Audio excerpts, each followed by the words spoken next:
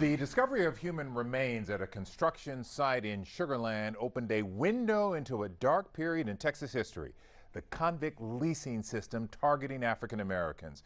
Tonight, we talked to local activists who uncovered the actual contracts used in the system. Jessica Borg is in Galveston with the story. Jessica?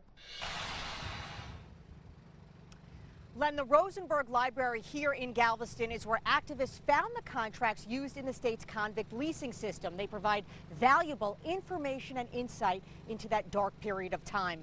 Although the documents state what activists suspected they would, they tell me it is still powerful and disturbing to see it in print.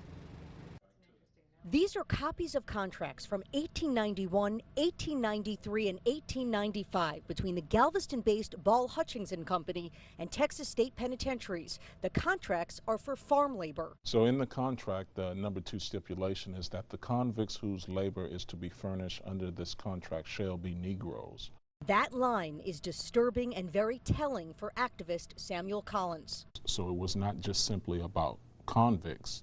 It was specific convicts that they were trying to basically re-enslave. Collins has been trying to shed light on the state's convict leasing system for years. The subject recently got international attention when 94 sets of remains were discovered by construction crews at the site of a former plantation in Sugar Land.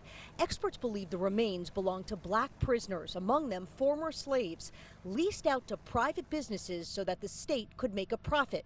Archaeologists say here the prisoners were as young as 14 to as old as 74. It shows you that the system was being used even against children, sometimes locking children up as early as 10, 11 years old. The contract showed the state was paid $17 a month for each inmate.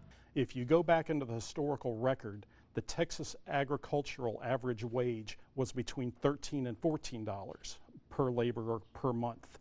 That means they were paying a premium for prison labor, specifically because they could get more productivity out of prison labor through means that we really don't want to talk about. The private businesses would